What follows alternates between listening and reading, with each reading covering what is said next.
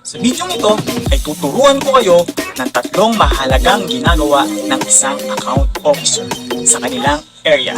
Kaya kung ready ka na, just sit back and relax at tayo nang matuto. Buddy, ikaw ba ay baguhan sa pagiging account officer or field collector? Tamang-tama, ang video na ito ay para sa iyo. Let's go!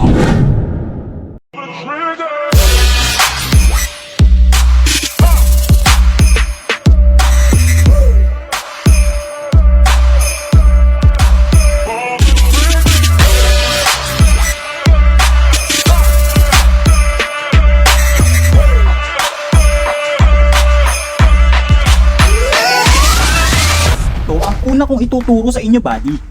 This is what they call marketing. Marketing refers to all activities the company does to promote and sell products or services to consumer.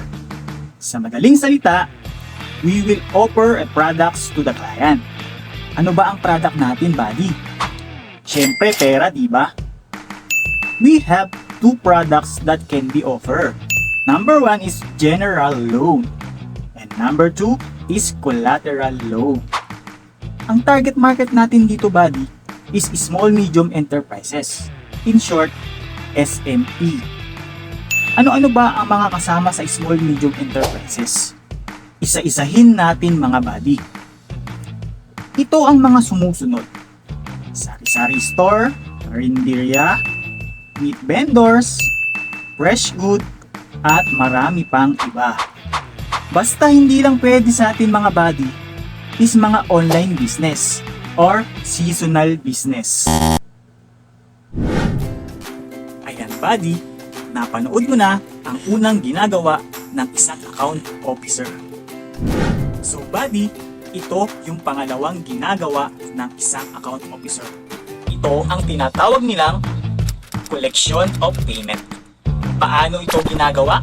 Panoorin sa video. Una mong gawin, buddy, ay hingin mo muna yung collection list.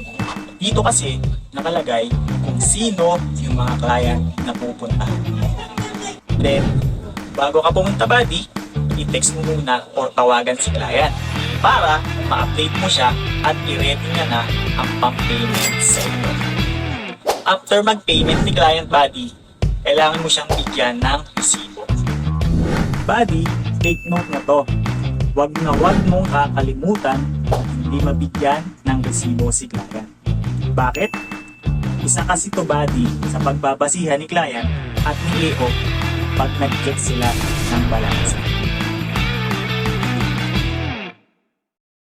O ayan, buddy, napanood mo na ulit yung pangalawang ginagawa ng isang account officer. Ito ang pangatlo, mga buddy. Ito ang tinatawag nilang remit. So guys, lahat kasi ng mga na-collection nyo na pera, ito yung dapat nyong next na gagawin. Buddy, ito ang gagawin mo sa pagre-remit. Una, kailangan magbangga yung nasa collection list mo at yung hawak mo na total payment. After nyan, buddy, susulat mo ngayon sa denomination. Ito siya, buddy. Makikita nyo dyan, may 1,000, 100, 200 hanggang sa points. Paano gagawin niyang, buddy? Ilagay mo dyan ng bukod-bukod kung ano yung bilang ng bawat pieces ng pera na hawak mo from 1,000 to coins. Gets mo ba, buddy?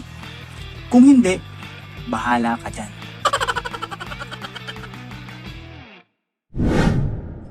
O ayan, mga buddy, napanood nyo na yung tatlong mahalagang ginagawa ng isang account officer. Sana nakatulong ang video na ito sa inyo, buddy. Maraming salamat at good luck sa inyong mga buddy.